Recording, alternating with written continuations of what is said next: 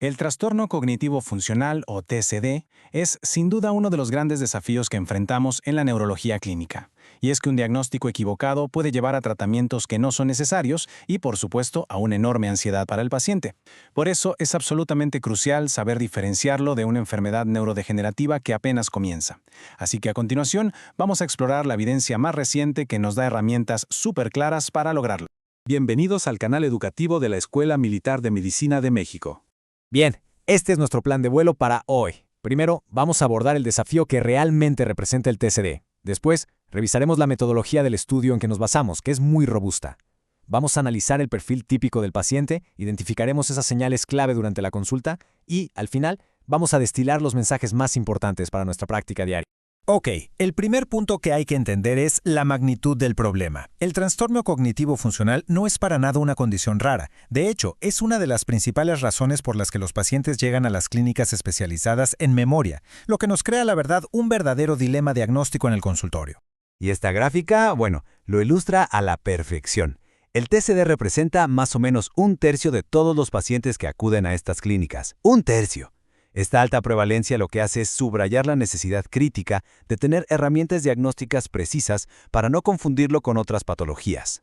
Y esto nos lleva a la pregunta del millón, la pregunta central de este análisis. Ya no es suficiente con diagnosticar el TCD por exclusión, o sea, solo porque no encontramos evidencia de neurodegeneración. La pregunta clave ahora es, ¿existen signos positivos, observables, que nos permitan identificarlo de forma directa y, sobre todo, con confianza? Para responder a esa pregunta, no nos vamos a basar en anécdotas, sino en una revisión sistemática y un metaanálisis de altísima calidad. Y es fundamental que entendamos la metodología para poder confiar plenamente en las conclusiones que vamos a presentar. El proceso metodológico, como pueden ver, fue súper riguroso. Primero, se hizo una búsqueda sistemática en bases de datos clave, como Medline y Embase. Luego, se aplicaron criterios de selección muy estrictos para incluir 30 estudios observacionales de alta calidad. Esto permitió extraer y analizar datos de un total impresionante de más de 8.600 pacientes. Y finalmente, se realizó un metaanálisis para sintetizar todos estos datos y calcular la precisión diagnóstica de los signos clínicos. Así que la evidencia que vamos a ver es sólida. Pasemos ahora sí a los resultados. Vamos a empezar a construir el perfil del paciente con TCD, fijándonos bien en sus características demográficas y en las comorbilidades que se le asocian. Ahora, lo que es realmente interesante aquí es cómo se visualiza el concepto diagnóstico. No se trata de un solo dato, ¿verdad? Es más bien como armar un rompecabezas. El diagnóstico positivo del TCD se construye a partir de la demografía, la historia de los síntomas, las comorbilidades y, algo que es crucial, la interacción que tenemos en la consulta. Al comparar directamente los perfiles, las diferencias saltan a la vista. Los pacientes con TCD tienden a ser casi una década más jóvenes, con una edad media de 61 años, en comparación con los 70 de los pacientes con enfermedad neurodegenerativa. Además, suelen tener un mayor nivel educativo y reportan un inicio de síntomas más abrupto, que a menudo pueden fechar, a diferencia del inicio insidioso y progresivo de la neurodegeneración. Las comorbilidades también son una pista importantísima. Existe una prevalencia mucho mayor de trastornos psiquiátricos como ansiedad y depresión en el grupo de TCD. Y fíjense en esto, la alteración del sueño es masiva, reportada en un 83% de los pacientes con TCD. 83%. Es una cifra muy superior a la del grupo neurodegenerativo.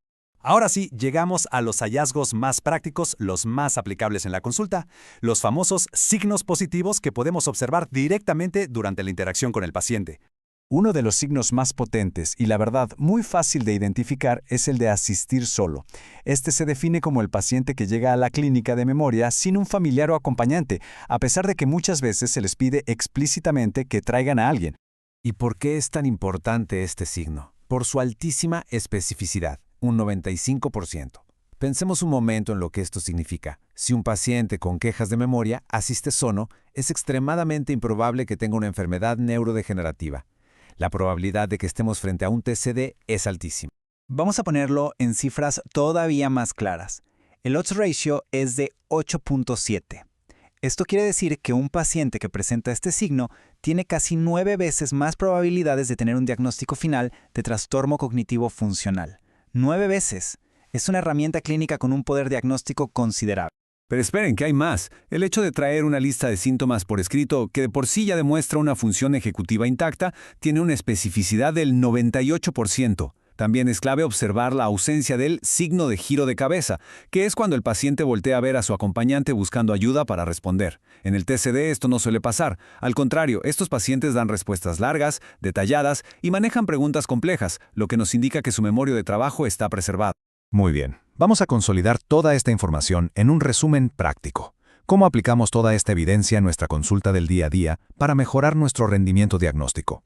Esta tabla es oro puro porque resume las diferencias clave. En TCD, los pacientes son más jóvenes, con un inicio abrupto y altas comorbilidades. En la consulta, tienden a asistir solos y a dar respuestas muy elaboradas. Y finalmente, su metacognición, o sea, su percepción sobre su propia memoria, es muy negativa, a menudo catastrófica. Esto contrasta totalmente con la anosognosia, esa falta de conciencia del déficit que es más común en la neurodegeneración. Cada una de las filas de esta tabla es una pista diagnóstica valiosísima.